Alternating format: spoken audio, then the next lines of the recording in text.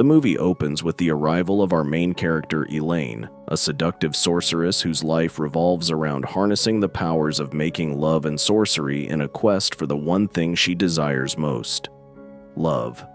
With a striking poise, Elaine steers her car toward a new town, intent on starting anew, a place where she has plans to reside with her friend Barbara. Haunted by her past actions in San Francisco, where the ultimate betrayal led her to murder her then-husband on the cusp of his remarriage, Elaine is now in pursuit of a clean record, firmly believing that her mastery of witchcraft will steer her to better days. Elaine is no amateur in the arts of manipulation, especially when it comes to men. She prides herself on an acute understanding of the male psyche, convinced that they are simple creatures, easily trapped by indulging their deepest fantasies. Upon her arrival at Barbara's abode, she meets Trish, and the two women immediately click, bonding as if they were long-lost friends.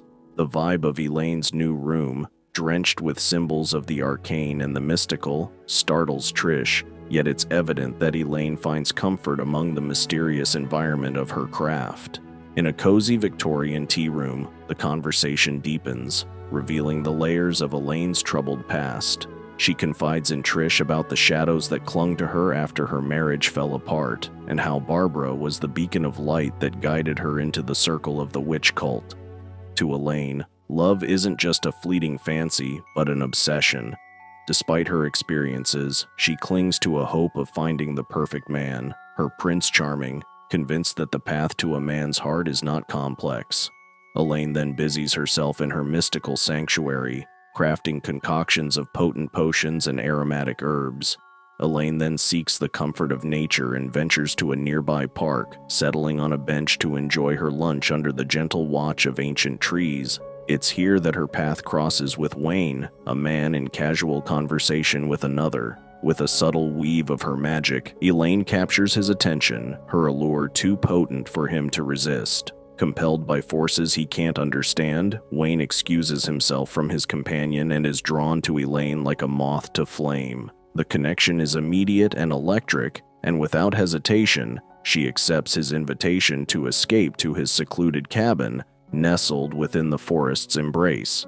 Along the journey, Wayne's desire surfaces prematurely, but Elaine, ever the mistress of timing, suppresses his advances with the promise of a special concoction. Unaware of its true nature, Wayne consumes the mysterious brew. Soon after, passion flares and kisses are exchanged, but Elaine, intent on a more elaborate seduction, insists on preparing a meal.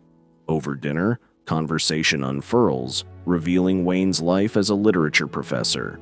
But as the effects of the elixir take hold, Wayne senses an unfamiliar stirring within him. Confused, he questions Elaine about the contents of the drink. With a coy smile, she reveals the truth of the hallucinogenic herbs, watching as intrigue overtakes his initial shock. With Wayne's defenses down and his desire heightened, Elaine leads him to the bedroom. There, they become intimate. After their intimate encounter, Wayne finds himself awash with an ocean of unfamiliar feelings. The tears come unbidden, a sign of emotion stirred deeper than he's ever known. As he lies there, vulnerable in the aftermath of their passion, he confesses to Elaine how different she is from all others he's known. Elaine, sensing the dramatic shift, gently ushers him into sleep, her own heart cooled by the scene that unfolded. As night gives way to the blush of morning, Elaine is roused from her uneasy rest on the couch, greeted by the reality of her womanhood. Unfazed, she tidies her appearance, the practiced motions of restoring her makeup a grounding routine. With domestic precision, she prepares breakfast, climbing the stairs once more to the chamber where Wayne wrestles with his own psyche. Elaine, unemotional, prompts him to eat, then retreats once again, leaving him to his confusion. Downstairs, she turns to her cards, seeking insight from their cryptic images. The spread before her reveals a truth she hadn't anticipated, spurring her back to Wayne's side, only to find him lifeless. The revelation does not shock her. Death, in her eyes, is but a natural progression, another state of existence.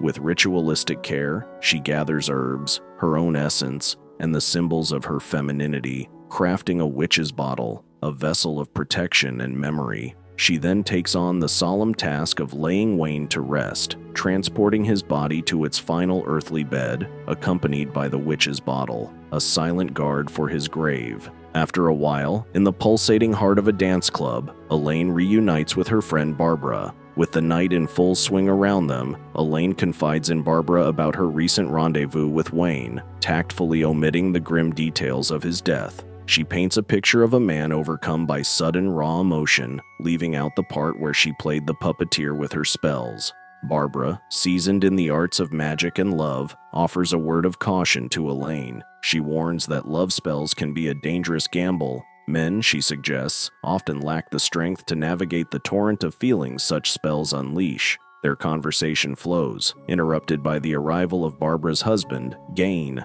A current of tension zings between Gain and Elaine. Meanwhile, the narrative shifts to the stark contrast of the local police station, where Sergeant Griff is introduced to a concerned citizen, a woman who had witnessed Wayne's last known interaction. With a sense of urgency, the sergeant gathers an officer and the woman to venture into the wilderness that cradles Wayne's solitary cabin. The search party, guided by the woman's account, combs through the area. It's not long before the earth yields its dark secret: Wayne's hastily buried corpse, and beside it, a strange artifact, a witch's bottle, a signature of sorts from Elaine, marking the spot where love, magic, and mortality intertwined. Elaine seizes an opportune moment when Trish is away on a business trip to extend an invitation to Trish's husband. She welcomes him into her sanctuary, a place where she wields control, under the guise of offering companionship and dinner. As they dine, the atmosphere thickens with shared confidence. He reveals to her a thirst for excitement that his life, and by extension, his marriage, fails to quench. He craves for something beyond the pale of his monotonous existence, a life filled with spice and shadows rather than the bland daylight of domestic routine. Elaine listens, her responses echoing back his feelings with an understanding nod, affirming his desire for more. As the wine flows, so does the enchantment. She enhances his drink with a love potion, igniting a wildfire of attraction that leads them inevitably to the bedroom's privacy.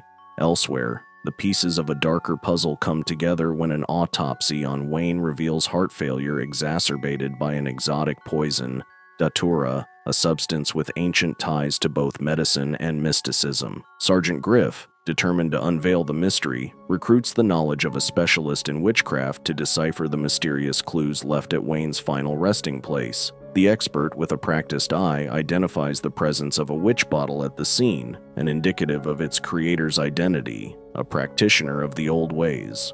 In the midst of these unfolding events, Barbara and Gain indulge in their own mystical rites, but the celebration is cut short. Gain challenges Elaine with the uncomfortable truth of her deeds with Wayne, igniting her fury and prompting a hasty retreat to Barbara's side. The conversation pivots to Richard, Trish's husband, and Elaine confesses their liaison's end due to his overwhelming emotional response, which she deems too soft, too feminine for her liking. The scene shifts to a solitary Richard, nursing a drink as he pours his thoughts into letters, the ink flowing like the alcohol in his veins. Trish, concerned, approaches him, sensing the turmoil that lurks beneath his composure. He conceals his writing, assuring her of his intention to remain awake. The investigation continues as Sergeant Griff visits the very magic store where Elaine sold her potions. Through his inquiries, he learns of Elaine's trade in magic bottles. Confronted with the evidence found at Wayne's grave, Elaine deflects, denying her hand in its creation. When pressed about her identity as a witch, she openly embraces the term, not as an accusation, but as an affirmation of her faith. But Elaine's power extends beyond potions and whispers of witchcraft. Her eyes, pools of enchantment, capture the sergeant's rational skepticism and transform it into a crush. Curiosity piqued and defenses down, the sergeant extended an invitation for a more personal encounter, a horseback ride the next day, unknowingly stepping further into Elaine's woven web of fate and charm. Elaine and the sergeant seize a day for romance, choosing to escape into the wooded embrace of the forest on horseback. They indulge in the intimacy of the moment, sharing kisses that are as wild and unrestrained as the natural world around them. However, their moment is abruptly pierced by the distant sounds of celebration. Drawn by the revelry, they find themselves at Gaines and Barbara's Midsummer Festival, a joyous congregation where magic mingles with cheer. The festival's attendees mistake Elaine and the sergeant's budding connection for true love. One man, caught up in the spirit of the festival, suggests they honor this love with a mock wedding, a suggestion that lifts the crowd into a frenzy of preparation. Music rises and laughter fills the air as Elaine and the sergeant are led into a tent, covered in ceremonial attire, and guided through a pretend union. Soon after, the fabric of Elaine's enchanting day faces the threat of unraveling as an officer brings forth concerning information about her past. But the sergeant, now under the spell of Elaine's allure, is dismissive. He recites a hands-off policy on witches, a stance that stuns the officer given the mounting evidence that places Elaine as a prime suspect. Yet, even faced with this revelation, the sergeant remains unfazed, choosing to turn a blind eye. Tragedy strikes when Trish is confronted with the harrowing sight of her husband's lifeless body, a victim of his own despair. Amidst the grandeur of a Victorian tea room, Elaine offers words meant to soothe Trish's grief. But as Trish confides her regrets and sorrow, revealing her awareness of her husband's infidelity and her wish to have salvaged their love, Elaine presents the ring given to her at the mock wedding, speaking of the sergeant with hopeful affection. The revelation stings Trish with the irony of their reversed fortunes, intensifying her mourning. Elaine, sensing discomfort or perhaps bored by the solemnity, excuses herself from Trish's company, leaving her to dwell in her sorrow alone. When Trish later stumbles upon the ring Elaine carelessly left behind, she attempts to return it, only to discover a more sinister truth within the walls of Elaine's place. Trish, enveloped in the fabric of Elaine's life, covers herself with Elaine's garments and gazes upon her reflection, seeking understanding or perhaps connection. But it's Richard's photo that shatters the illusion, revealing the depth of Elaine's deception. As she uncovers the love spell that trapped her husband, the truth crystallizes in the tangible evidence of betrayal. Confronted by Elaine, now menacing with a blade in hand, Trish's shock turns to fury. With a surge of strength, she disarms Elaine. As she departs, leaving Elaine behind, Trish delivers a parting curse, a declaration that justice, like a cleansing fire, will find Elaine for the agony she has brought upon Trish's shattered heart. In the aftermath of her mystical rituals aimed at capturing the sergeant's heart, Elaine arranges to meet him at a lively club where the atmosphere buzzes with the electric movements of Star and Moon, the dancing twins. The sergeant, however, arrives with a storm brewing in his eyes and a firm set to his jaw, bitterness tainting his words as he commands Elaine to take a seat. The sergeant confronts Elaine with the stark reality. Laboratory tests have confirmed that the magical potions and artifacts are linked to her, and Trish has leveled a serious accusation against her.